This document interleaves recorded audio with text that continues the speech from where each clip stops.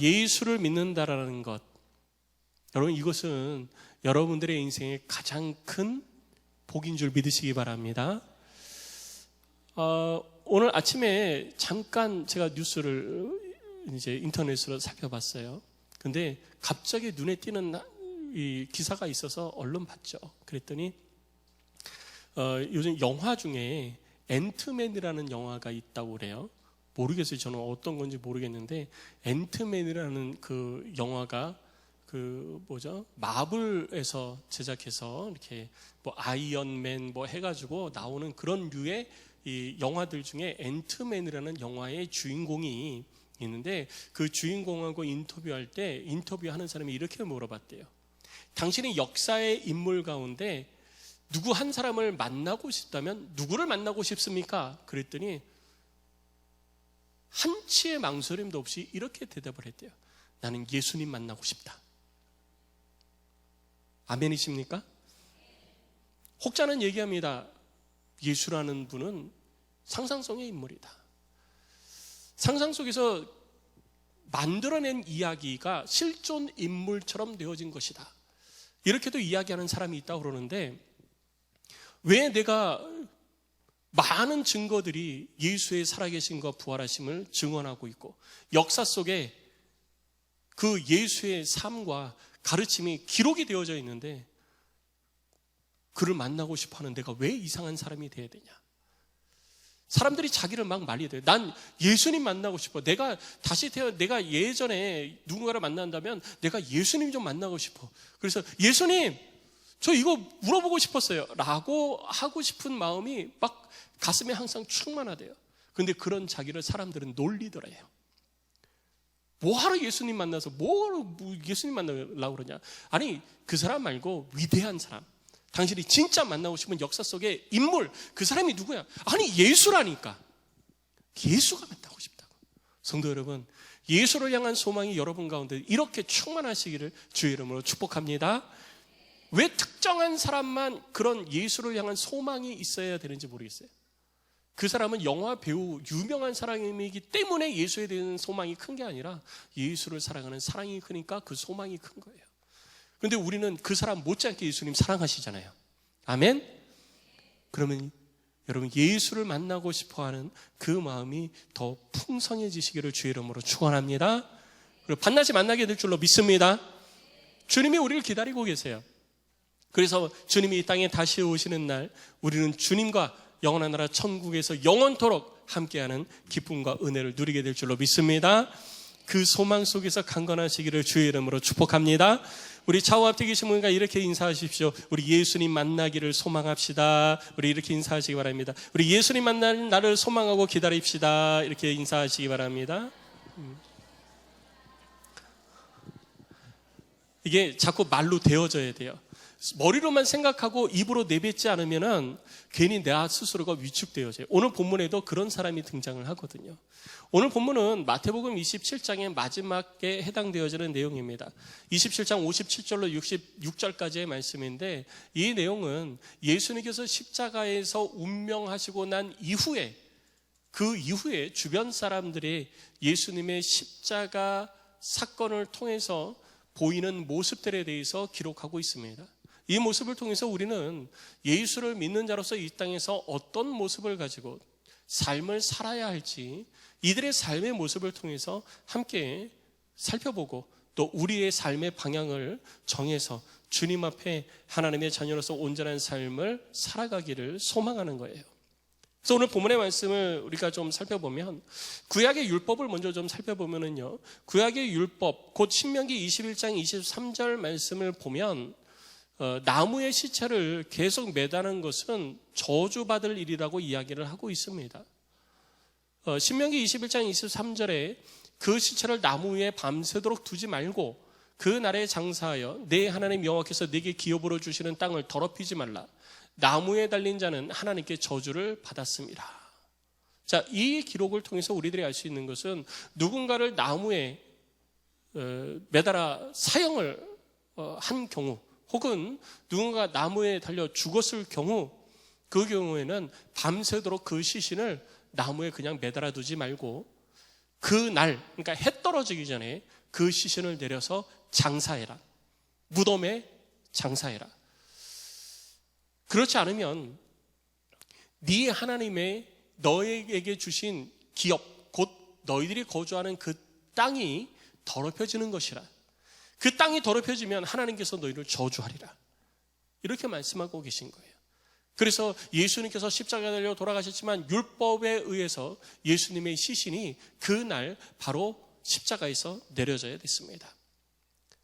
근데 십자가에서 내려지는 그 예수님의 시신은 당시에 문화를 살펴보면 십자가형에 처해지는 사람들은 그 시체가 죽고 난 다음에 무덤에 장사되지 않습니다. 왜냐하면 십자가형은 가장 악랄한 범죄를 지은 사람들에게 처해지는 형벌이기 때문이에요. 그래서 십자가형에 처해서 죽은 사람은요, 무덤에 장사를 하는 것이 아니라 그냥 길바닥에 던져버립니다. 그래서 마치 쓰레기 취급당하게 내버려 두는 거예요. 그렇지 않으면 성박, 흰놈의 골짜기에 그 시체를 굴려 떨어뜨려 버리는 거예요. 그렇게 해서 짐승들의 밥이 되게 하는 것이 일반적인 모습이었습니다. 그래서 예수님도 결국 그러한 상황 가운데 십자가에서 그 시신이 내려지게 되었던 것이죠. 그런데 그때 요셉이라는 사람이 예수님의 시신을 달라고 요청을 하게 되어집니다. 그 요셉이라는 사람은 아리마대 사람 요셉이에요. 누가 그러더라고요. 아리마대 요셉은 성이 아리마대고 이름이 요셉이다. 근데 이거는 아리마대라는 지역이에요. 예루살렘에서 한 35km 정도 북서쪽으로 떨어져 있는 마을인데, 그 마을에 이 아리마대 지역이 그 성읍이 이름이에요. 그 성읍에 사는 부자 가운데 요셉이라는 사람이 있었던 거예요. 그래서 이 아리마대 사람 요셉은 그 내용을 보면 누가복음 23장 50절 말씀을 보니까 사내들인 공회원이었어요. 사내들인 공회원이라는 것은 지금으로 얘기하면 국회의원이라는 얘기예요. 그러니까 인정받고 존중받는 사람이죠. 많은 백성들이 그 사람을 알고 있었던 거예요. 그런데 계속해서 누가복음 23장 50절로 51절 말씀을 보면, 그러면서 그는 예수님의 제자였습니다. 예수님의 제자로 하나님의 나라를 기다리는 의롭고 선한 사람이라고 기록하고 있는 거예요. 여러분, 누가 여러분들에게 의롭고 선한 사람이라고 인정하는 칭찬을 들으신 적이 있나요? 웬만큼 의롭고 선한 모습을 살아가지고는 그런 칭찬을 듣기가 어렵습니다. 많은 사람들이 그렇게 인정을 받을 수 있도록 내가 삶을 살아야 그런 칭찬을 듣는 거예요. 근데 이 아리마대 지역의 요셉이라는 사람은 사람들로부터 그런 칭찬을 들었던 사람이에요. 그래서 그 아리마대에 사는 요셉이라는 사람이 있잖아. 그러면 그 선하고 의로운 사람, 이렇게 사람들이 인정해 줄 정도로 삶을 살았던 거예요. 우리도 누군가에 대해서 이야기할 때 왜 그 사람 있잖아. 그 사람 예수 잘 믿는 사람. 그 사람 법 없이도 살 수 있는 사람. 뭐 이렇게 사람들한테 소문이 쫙 나 있는 그런 사람이었던 것이죠. 그런데 그가 자기 자신이 예수의 제자임에도 예수의 제자라는 것을 밝히 사람들한테 드러내지는 않고 살았었습니다. 이유를 보면 요한복음 19장 38절에 자기가 속해 있는 공회는 예수를 죽이려고 하는 사람들이었어요. 예수를 잡아 죽이려고 계획하고 모의하고 그것을 회의하고 작당하는 그런 사람들인데, 그 사람들 앞에서 나는 예수님의 제자다라고 얘기하는 것은 나 잡아가시오라는 거랑 똑같았던 거예요. 그래서 내가 예수를 믿고 또 예수님의 말씀을 따라서 하나님의 나라를 사모하는 마음을 가지고 있지만, 예수님의 제자지만 사람들 앞에서 나 예수님의 제자야라고 말하는 것은 꺼리던 그런 사람이었습니다. 오히려 그것을 두려워했다라고 성경은 기록하고 있는 것입니다. 그렇지만 누가복음 23장 51절에서 비록 그렇게 소심한 성격을 가지고는 있었지만 예수님을 정죄하는, 예수님에게 사형을 언도하는 그 예수님을 정죄하는 그 자리에서는 그 일에 찬성하지 않았던 사람이기도 했습니다. 그래서 그는 예수님의 십자가 죽으심 앞에서 예수님의 시신을 그냥 그렇게 방치할 수가 없어서 빌라도에게 찾아가서 예수님의 시신을 달라고 요청을 했고, 그리고 예수님의 시신을 받아서 똑같은 공회원에서 자기의 동료이자 예수를 믿는 니고데모라는 사람과 함께 예수님의 시신을, 예수님을 따르는 여인들과 함께 자기 무덤에 안장을 하게 되어집니다. 자, 이렇게 빌라도를 찾아가서 자기의 원함을 이야기한 사람이 아리마대 요셉도 있고, 그 다음에 빌라도를 찾아가서 자기들의 원함을 또 얘기해서 관찰한 사람들이 있었어요. 그 사람들은 바로 유대 종교 지도자들이었습니다. 그들도 빌라도를 찾아가서 자기들의 요구사항을 요구했습니다. 예수님의 무덤에 놓여졌는데 예수님이 살아있을 때 내가 3일 만에 다시 부활하리라 라고 이야기를 한 것이 있는데, 제자들이 예수님의 시체를 도둑질 해가고 예수님 부활했다 이렇게 소문을 내면 예수님이 살아계실 때보다 더 혼란스러운 사회가 될 것입니다. 그러니까 무덤을 임봉하고 무덤을 지킬 수 있는 경비를 보내서 무덤을 지켜주십시오 이렇게 요구를 하게 되어지죠. 그래서 빌라도가 가만히 생각해 보니까 예수님 때문에 밀란이 일어날 것 같아서 예수님을 사형을 선고를 했잖아요, 예수님에게. 근데 가만히 생각해 보니까 유대 종교 지도자들의 말처럼 예수님의 시신을 누군가 도둑질해가고 예수님이 살아났다라고 소문이 나기 시작하면 더 복잡해지겠는 거예요. 그래서 유대 종교 지도자들의 말을 허락을 합니다. 그 요구에 허락을 해줘요. 자, 이 내용이 오늘 본문의 내용입니다. 이 본문의 내용을 우리들이 살펴보면 자기의 원함을 이루려고 노력하는 두 부류의 사람들이 있음을 보게 되어집니다. 우리는 이 땅에 살면서 무엇인가를 원하려고 노력하잖아요. 여러분 지금 무엇을 이루려고 노력하고 계십니까? 여러분들의 인생 가운데 여러분들이 얻고자 하는 게 있잖아요. 그리고 여러분들이 이루려고 하시는 게 있잖아요. 그것이 무엇인지는 모르지만 각자가 내가 원하는 것, 내가 이루려고 하는 것을 목적으로 열심히 삶을 삽니다.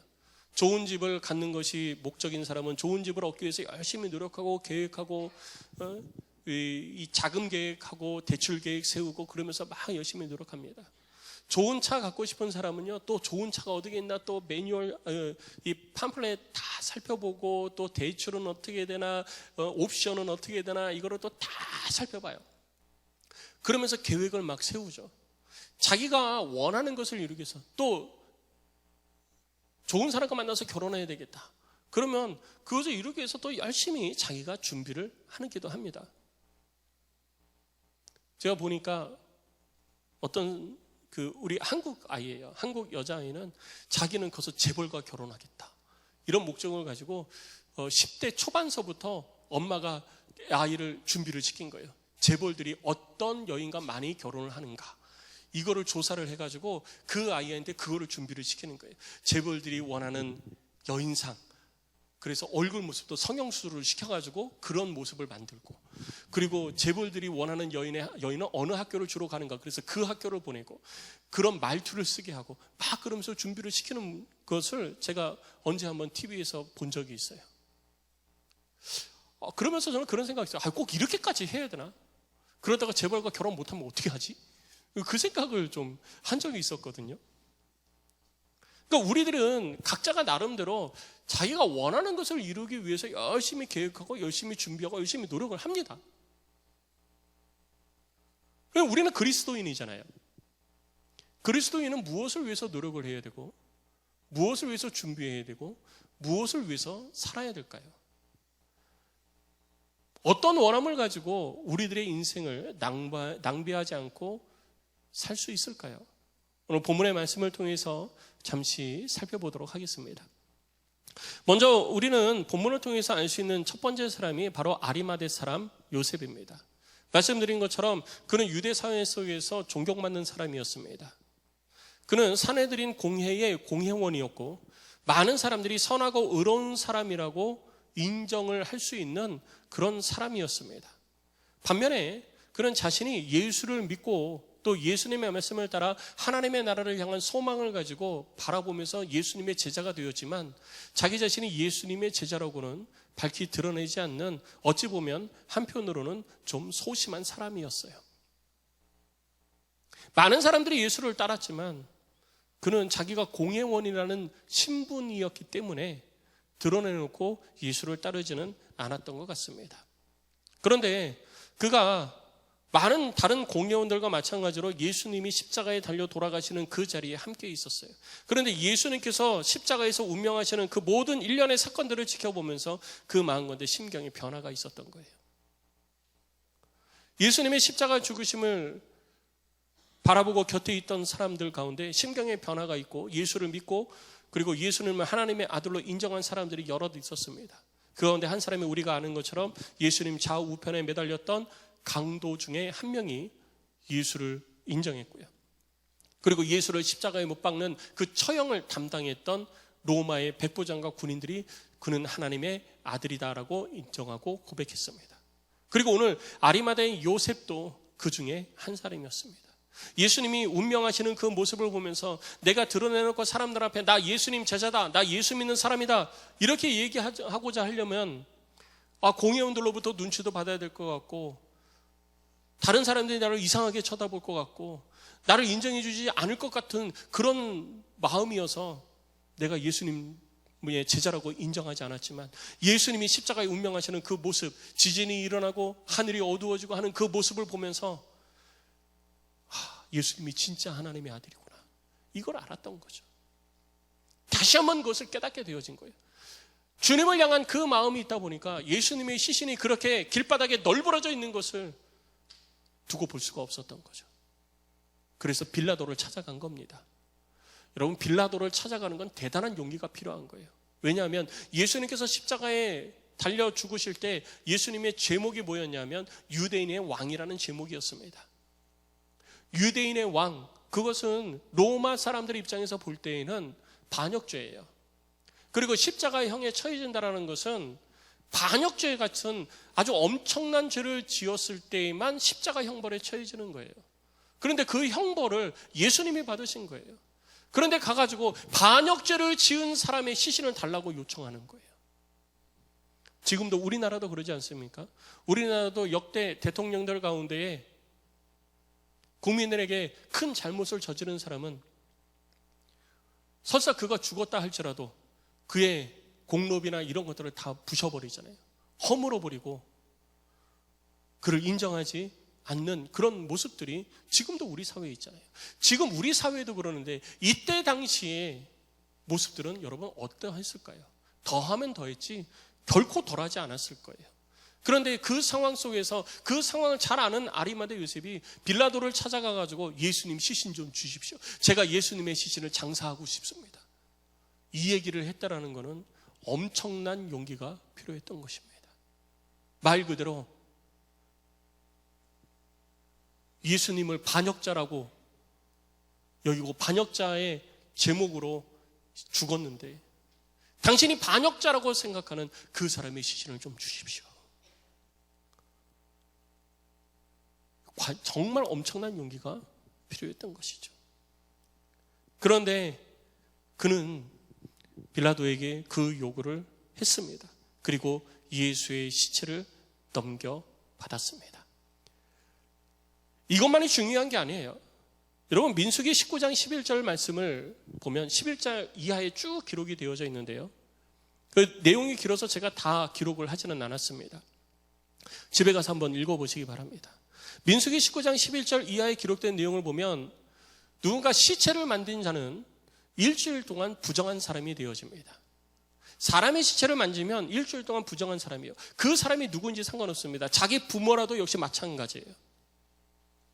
일주일 동안 부정한 사람이 됐다는 것은 11절 이하에 쭉 보면은요, 그가 소속되어져 있는 장막에 들어가지 못합니다. 그 집에 못 들어간다는 얘기예요. 그리고 그 사람이 만지는 것도 부정하게 되어지고요, 그 사람과 접촉하는 사람도 부정한 사람이 되어버리는 거예요. 그래서 일주일 동안 그는 사람들과 격리된 채 살아가야지 돼요. 그리고 일주일이 지난 다음에 다시 정결 예식을 거쳐서 그는 부정하지 않다, 정결하다라고 하는 선언을 듣고 난 이후에 자신의 공동체로 복귀를 하는 것입니다. 그 전에는요, 사람들과 함께 할 수가 없는 거예요. 부정한 사람으로 낙인 찍혀서 사람들이 다 멀리합니다. 심지어 자기 부모가 돌아가셨을 때 자기의 부모의 시신을 안장하는 그 일을 했어도 그는 유대 사회 속에서 부정한 자로 분류가 되어졌었습니다. 그런데 아리마대 요셉은요, 이 사실을 너무 잘 알고 있었던 거예요. 자기도 유대인이잖아요. 공예의 회원이잖아요. 그런데도 불구하고 예수의 시신을 자기가 직접 받아서 자기 무덤에 자기가 안장한 거예요. 예수의 시신을 자기가 만진 겁니다. 자기가 부정한 사람이 될 거라는 걸 뻔히 알고 있어요. 내 부모도 아니고 내 사랑하는 부모도 아닌 그 예수의 시신을 자기가 받아서 자기 무덤에 안장하고 세마포를 두르고 향품을 바르고 하는 그 일들을 이 아리마대 사람 요셉이 다 한 겁니다. 그만큼 아리마대 사람 요셉의 삶에 변화가 있었던 거예요. 예수를 경험한 사람은요, 이런 변화가 삶 속에 있는 것입니다.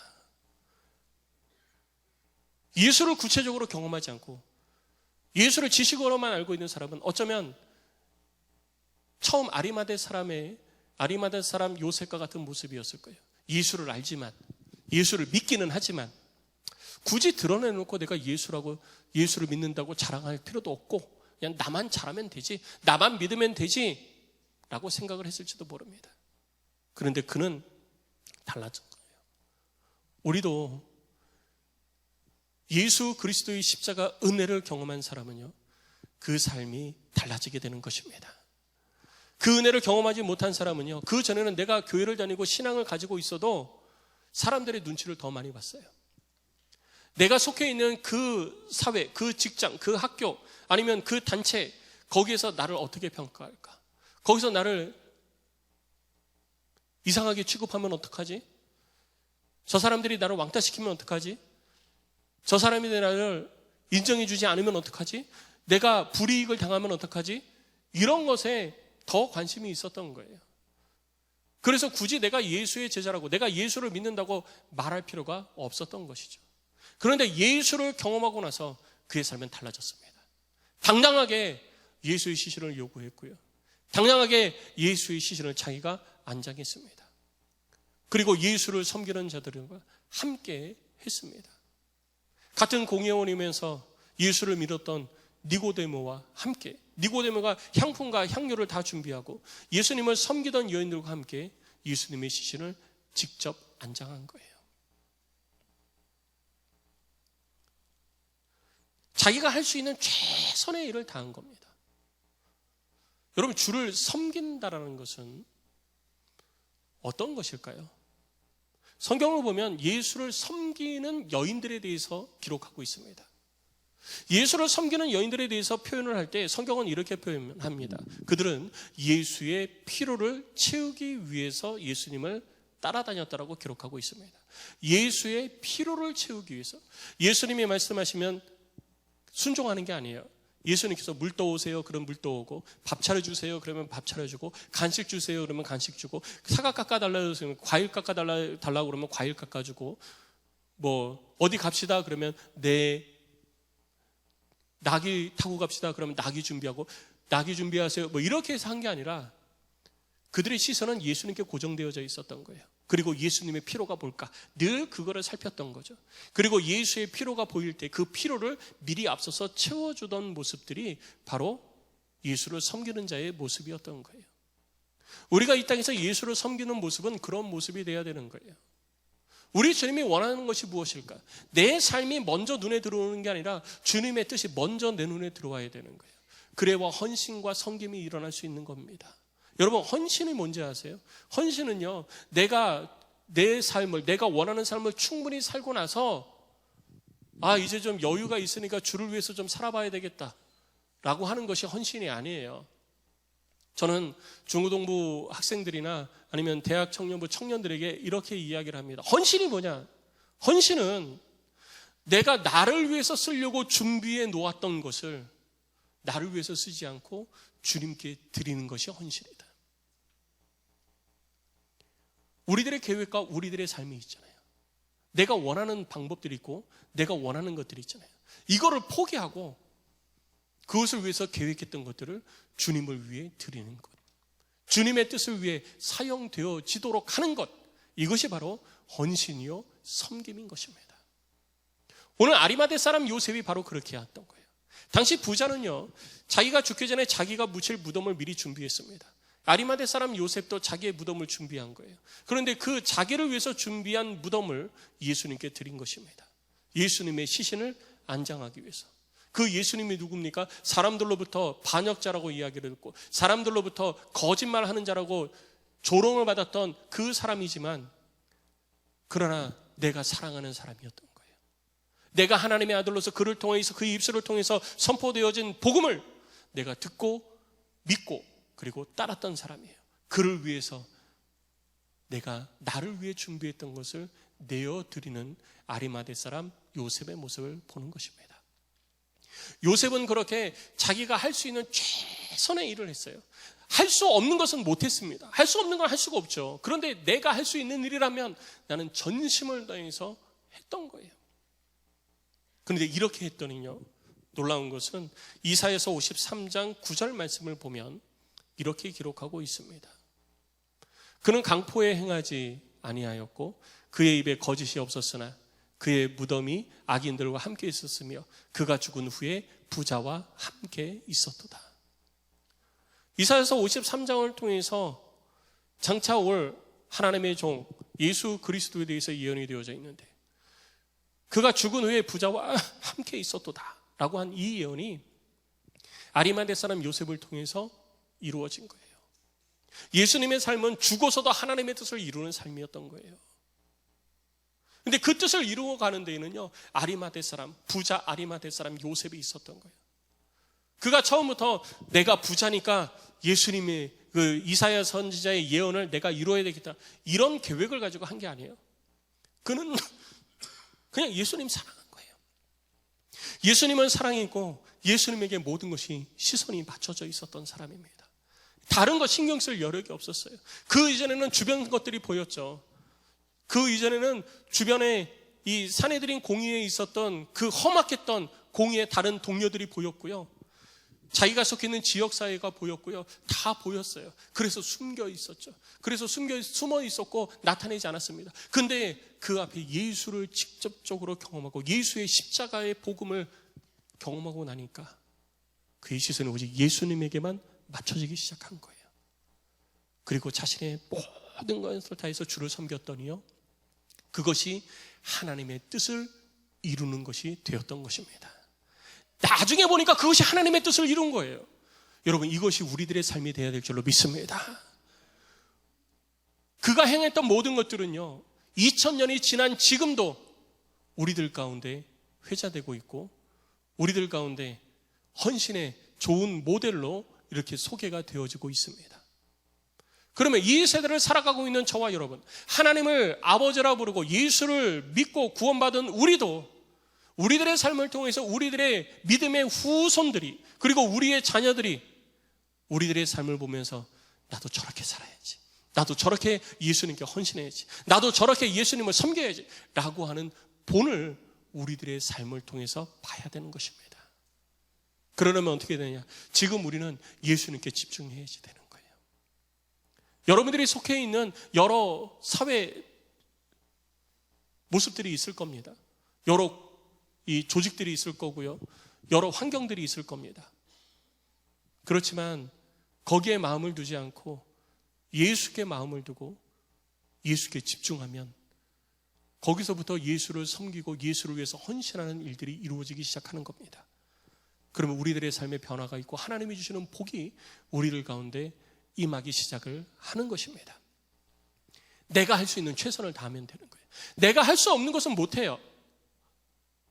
내가 할 수 없는 것은 못합니다. 근데 내가 할 수 있는데도 안 하는 것은 문제예요. 여러분들이 할 수 있는 힘을 다해서 주님을 섬기십시오. 그것이 주를 향한 여러분들의 믿음의 증거가 될 것이고, 여러분들의 후손들이 여러분들의 주를 향한 헌신과 섬김을 기억하고 여러분들의 신앙을 본받는 좋은 모델로 삼게 될 것입니다. 꼭 그렇게 삶을 살아가는 우리 모두가 되기를 주의 이름으로 축복합니다. 그리고 또 다른 한 무리의 사람들이 있습니다. 그 사람들은 유대 지도자들이에요.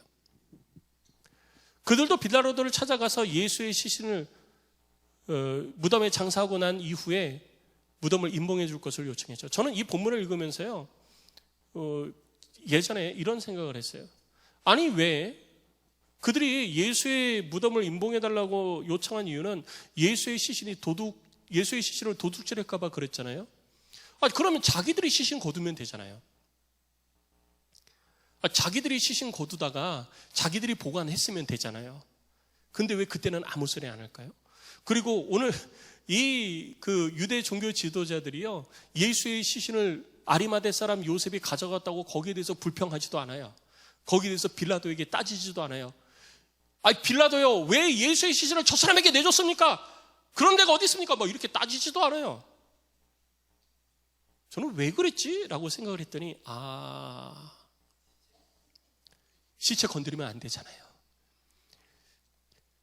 자기들도 고민했을 거예요. 예수의 시체 이거 어떡하지? 우리가 손을 대자는 율법을 어기는 것이고, 율법을 어기고 내가 부정한 사람에 대해서 나는 일주일 동안 부정하게 살아야 돼요. 그것도 싫은 거예요. 그러니까 고민했을 거예요, 자기들이. 근데 때마침 이 아리마대 사람 요셉이라는 사람이 우리 공예의 회원이기는 하지만 그 사람이 딱 나타나가지고 예수의 시신을 무덤 속에 안장을 하고 처리를 해주겠다고 그러니 이거 얼마나 좋은 일이에요. 쾌재를 부르는 거죠. 그래서 아무 반대도 안 한 거예요. 거기에 대해서 항의도 안 한 거예요. 근데 가만히 생각해 보니까 예수의 시신을 도둑질해가지고 가서 예수님 부활했다 이렇게 얘기하면 골치 아파지는 거예요. 그래서 짜낸 것이 뭐냐? 빌라도에게 예수님 무덤 임봉해달라고 그러고 겸비병 보내서 지키게 해달라고 요구하자. 그래서 갑니다. 가요. 근데 언제 가느냐? 오늘 62절 말씀을 보니까요, 그 이튿날은 준비일 다음 날이라 라고 기록하고 있습니다. 준비일 다음 날 빌라도를 찾아간 거예요. 준비일은 무슨 준비일이죠? 안식일의 준비일입니다. 안식일 전날이 안식일 준비일이에요. 근데 준비일 다음 날 찾아갔으니까 언제 찾아간 거예요? 안식일날 찾아간 거예요. 안식일날 가면 돼요, 안 돼요? 안 됩니다. 안식일날 가면 안 돼요. 안식일날은 회의도 할 수 없고 재판도 할 수 없고 다른 사람을 만날 수도 없습니다. 사사로운 일을 해서도 안 돼요. 율법이에요. 대제사장들과 유대 종교 지도자들은요, 이것이 하나님의 율법이다 그러고 백성들에게 율법을 가르칩니다. 율법대로 살아야 된다고 강조합니다. 율법대로 살지 않으면 그들을 향하여서 책망하고 그들을 저주하고 그들에게 죄를 뒤집어 씌웁니다. 자기들도 율법을 따라 삶을 산다라고 그렇게 자랑들을 하고 다녀요. 그런데 자기들이 원하는 거 딱 생기니까 율법이 어디 갔습니까? 온데간데 없이 사라져버린 거예요. 율법을 지키는 게 중요한 게 아니라 자기들의 원하는 것을 이루어내는 것이 더 중요하게 여겨진 거예요. 하나님의 말씀도 다 제껴버린 겁니다. 내가 원하는 걸 이루는데 하나님의 말씀이 무슨 소용이야? 일단 내가 원하는 걸 이루어야지. 그러니까 안식일 날 빌라도를 찾아가서 요구한 거예요. 참 아이러니컬하죠. 이런 모습을 요즘 뭐라 그래요? 내로남불이라고 그러잖아요. 내가 하면 로맨스요, 남이 하면 불륜이라.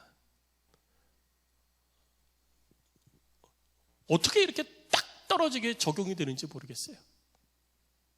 다른 사람이 하면 안 되고 내가 하는 건 괜찮다. 그런 모습이 결국 하나님 앞에 징계를 받는 모습이 되었던 것이기도 합니다. 근데 어쨌든 이렇게 되어지면서 빌라도에게 요청을 하니까 빌라도도 가만히 생각을 해보니까 그 말이 맞거든요. 그래서 무덤을 임봉하라고 합니다. 여러분, 당시 무덤은요, 오늘 본문의 말씀을 보면 아리마대 사람 요셉이 예수님의 시신을 안장을 하고 그리고 돌로 막습니다. 무덤물을. 돌로 무덤물을 막는다는 건 무슨 의미냐면요, 이렇게 원이 있잖아요. 무덤물이 이렇게 동그랗습니다. 동그란데 이 동그란 돌을, 돌이 이 지름이 한 1m 정도 돼요. 1m. 그러니까 돌문 크기가 한 이 정도 되겠죠. 요 정도 되는데 이 돌을 무덤 굴을 파면 그 굴에서 살짝 언덕으로 이렇게 만듭니다. 그래서 언덕 위로 돌을 굴려버리는 거예요. 언덕 위로 돌을 굴려면은 돌이 굴러 내려오잖아요. 그래서 그 돌 밑에 받침을 받칩니다. 굴러내지 못하도록. 받침을 받치고 나서 시신을 놓고 안장을 다 하는 거예요. 안장을 하고 나면 무덤에 이제 돌을 굴릴 때 무덤 입구에 약간의 홈을 팝니다. 그래서 돌을 받치고 있던 걸 빼면은 무덤을 막는 돌이 굴러 내려와서 그 홈 속에 쏙 들어가는 거예요. 그러면서 무덤 문이 탁 막히는 거예요. 그러니까 직경 1m 되어지는 돌 문이니까 이거를 아무리 성인 남자라도 혼자서 이 경사로를 밀어가지고 올린다라는 거는 결코 쉬운 일이 아니에요. 두세 사람 이상이 들러붙어가지고 그걸 밀어내야 되는 거예요. 그런데 이것뿐만 아니라 이것만 해도 쉬운 일이 아닌데, 시체를 훔쳐가는 게 쉬운 것은 아닌데 이거 안심이 안 된 거죠. 그래서 무덤을 임봉해달라고 합니다. 임봉할 때는 어떻게 하냐, 무덤 이 동그란 원 주위로 이 끈을 돌립니다. 끈을 돌리고 그리고 천을 덧대요. 그리고 그 위에 진흙을 바르고 석회를 바릅니다. 그래서 완전히 이렇게 딱 시멘트 공사하듯이 그렇게 딱 만들어 버리는 거예요. 그래서 무덤 문을 그렇게 만들어 버립니다. 이 돌문 주위를 그렇게 만들어요. 아무도 못 훔쳐가게 하겠다라는 거죠. 그리고 거기에 경비병을 보냅니다. 이 경비병은 오늘 본문에 보니까 빌라도가 너희들에게 경비병이 있으니 그들로 너희들의 힘으로 지켜라 라고 얘기하잖아요. 이 말은 그 로마가 유대 사회를 지배할 때 유대 사회의 중심은 성전이었습니다. 그래서 그 성전에서 이루어지는 일을 지키려고 감시도 하고 또 보호도 하려고 로마 군인들을 성전 경비병으로 보낸 사람들이 있어요. 그래서 그 사람들을 데려다가 무덤문을 지키게 했던 겁니다. 이것이 오늘 본문의 내용이에요. 자기들이 할 수 있는 것 그들도 똑같이 했습니다. 열심히 했죠. 온 힘을 다해서 했습니다. 율법을 어겨서 가면서까지 했어요. 있는 힘을 다해서 했어요. 그래서 결과가 어떻게 됐습니까? 이제 다음 주에 이제 그 결과를 보겠지만, 그래서 항상 여지를 남기죠. 어떻게 됐는지 알고 싶으세요? 다음 시간에. 네, 다음 시간에 봐야 되는 거예요. 다음 시간에. 근데 이미 우리는 알고 있어요. 어떻게 됐습니까? 그들이 했던 모든 것들이 다 헛수고가 돼버렸잖아요. 있는 힘을 다해서 했습니다. 자기들이 할 수 있는 모든 권력도 동원하고요, 군대도 동원하고요, 기술도 동원했습니다. 다 동원했어요. 다 동원해서 자기들이 원하는 것을 이루었습니다. 잠깐 볼 때에는요, 다 이룬 것 같아요. 야, 됐다. 이제 절대로 못 훔쳐간다. 예수님 부활한다고 어림도 없는 소리. 이제 끝났어. 됐어. 라고 했을지 몰라요. 며칠 갔습니까? 이틀 갔어요. 그들이 노력했던 모든 것들은 하나님의 능력 아래 허사가 되어진 것입니다. 이것이 그들의 모습이에요. 자기들이 원하는 것이 있다면 하나님의 뜻이고 뭐고 상관없이 자기들의 원함을 위해서 온갖 방법을 다 동원했던 그 모습이었지만 결국 남는 것은 아무것도 없었습니다. 성도 여러분, 잠언 19장 21절은 이렇게 기록하고 있습니다. 사람의 마음에는 많은 계획이 있어도 오직 여호와의 뜻만이 완전히 서리라. 우리가 무엇을 위해서 노력하든지 하나님의 뜻만이 이루어지게 되는 것인 줄 믿으시기 바랍니다. 그래서 우리는 하나님의 뜻에 맞는 일을 이루어가는 것이 중요한 거예요. 하나님의 뜻에 맞는 뜻에 맞는 일을 우리가 행한다면요, 우리가 하는 모든 것들이 다 이루어지는 거예요. 그래서 우리는 뭘 해야 되냐? 하나님의 뜻이 뭔지 알아야 되는 거죠. 하나님의 뜻이 뭔지 알려니까 뭐 해야 돼요? 성경 읽어야 되는 거예요. 하나님의 뜻을 알고 그 일을 행하려고 그러는데 내 힘이 부족해요. 그래서 다 못할 것 같아요. 그럼 뭐 해야 되죠? 기도해야 되는 거예요. 그래서 우리가 신앙생활을 하는 데 있어서 가장 기초는요, 성경 읽고 기도하는 거예요. 그리고 그것을 통해서 하나님의 뜻을 깨달았으면 그 일에 순종하는 것이 신앙의 기초입니다. 그 위에 우리들의 신앙이 세워져 가는 거예요. 오늘 우리는 말씀을 통해서, 성경 본문을 통해서 두 부류의, 자기들의 원함을 이루기 위한 두 부류의 사람들의 모습을 봤습니다. 한 그룹은요, 자신들의 원함이 주님께로 딱 맞춰져 있는 사람이었고요. 한 사람은 자기의 원함이 주님의 뜻에 반하는 것이었습니다. 근데 실제로 되어진 것은 누구의 계획대로 되어진 것처럼 보입니까? 실제로 된 것은 예수님은 죽으셨잖아요. 죽은 다음에 뭘 할 수 있겠어요? 아무리 장사되고 그렇다 하더라도 자기들이 원하는 것을 다 이루었지만 다 이루어지지 않은 것처럼 보이는 거예요. 한 사람은 자기들이 원하는 대로 다 이루어온 것처럼 보입니다. 그런데 며칠 지나지 않아 상황은 역전되어졌던 것입니다. 우리들의 삶도 그렇습니다. 내가 지금 무엇을 위해서 노력하고 있는지 여러분 스스로의 삶을 돌아보시기 바랍니다. 내가 주님의 나라와 영광을 위해서 주님의 뜻을 이루어가기 위해서 이 땅에서 삶을 살고 이 땅에서 그렇게 노력하고 있다면 우리는 하나님께서 내가 계획한 모든 것에 은혜를 더하셔서 그것이 이루어지게 하심을 경험하게 될 것입니다. 하지만 내가 계획했던 것이 하나님의 뜻과 상관이 없는 것이고 오히려 하나님의 뜻을 이루어가는데 반대가 되어지는 것이라면 그 모든 것들은 단 하나도 이루어지지 않을 것입니다. 그러니 성도 여러분, 성경을 읽고 하나님의 뜻을 깨닫는 자가 되시기를 주의 이름으로 축복합니다. 주의 말씀을 통해서 하나님의 뜻을 분명하게 깨달으십시오.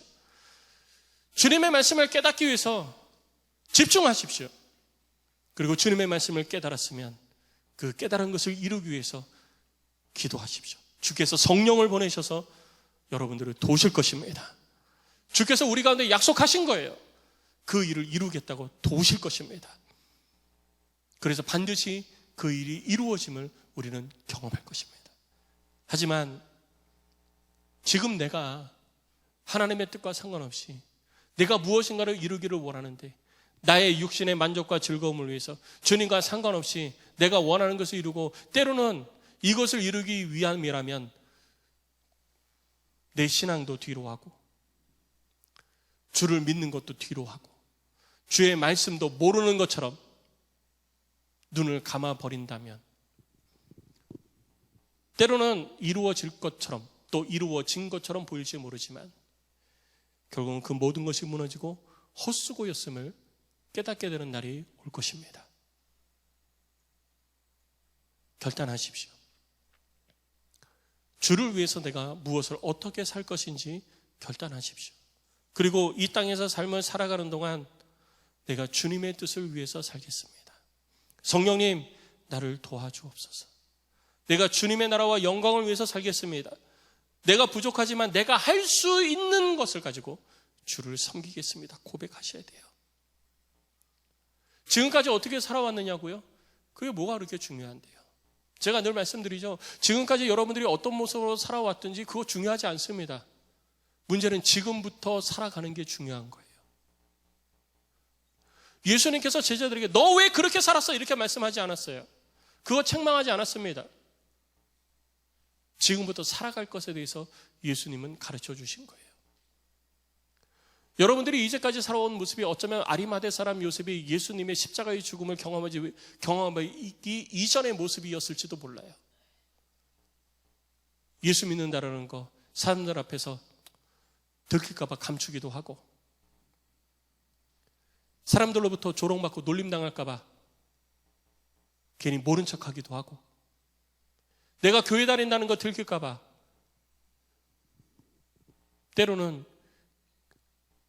주일날 하나님 앞에 예배드려야 된다는 걸 알면서도 그걸 뒤로하고 세상에 휩쓸려왔던 여러분들의 모습이 있었을지도 모릅니다. 전 잘 모르겠어요. 하지만 그게 중요한 게 아니죠. 과거에 그랬대야 할지라도 내가 예수를 믿고 예수를 알고 그리고 하나님의 뜻을 깨달았으면 이제부터가 중요한 것입니다. 과거에 어떤 모습을 가졌든지 우리 주님 관심 없어요. 지금부터예요. 내가 주의 뜻을 깨달은 지금부터 달라져야 됩니다. 지금부터 예수 그리스도의 십자가 은혜를 내 가슴에 깊이 새기고 세상 가운데 주께서 나를 통해서 이루고자 하시는 일들을 이루어 가야 되는 것입니다. 우리 시간 함께 우리 찬양하고 기도하십시다. 찬양하고 기도할 때 여러분 스스로 고백하십시오. 내가 할 수 있는 온 힘을 다해 내가 주의 뜻을 이루어 가겠습니다. 못하는 거 할 수 없잖아요. 근데 내가 할 수 있는데, 내가 가지고 있는데, 내가 능히 이루어갈 수 있는데 그걸 안 하는 건 안 되잖아요. 주님, 내가 가지고 있는 것이 무엇인지 내가 보게 하시고 깨닫게 하시고 이것을 가지고 주를 섬기게 하여 주옵소서. 내가 그렇게 섬기겠습니다. 주님, 깨닫게 하여 주옵소서. 기도하십시오. 그리고 내 생각으로 하나님의 뜻을 가로막는 어리석은 자가 되지 않겠습니다. 내 원함을 이루기 위해서 하나님의 말씀 앞에 눈을 감지 않겠습니다. 하나님의 뜻 앞에 귀를 막지 않겠습니다. 내 걸음 멈추지 않겠습니다. 주님, 내가 어리석은 자 되지 않게 하시고 하나님을 알고 하나님을 섬기는 자 되게 하옵소서. 우리의 마음을 가지고 우리 하나님 앞에 기도하며 나아가십시다.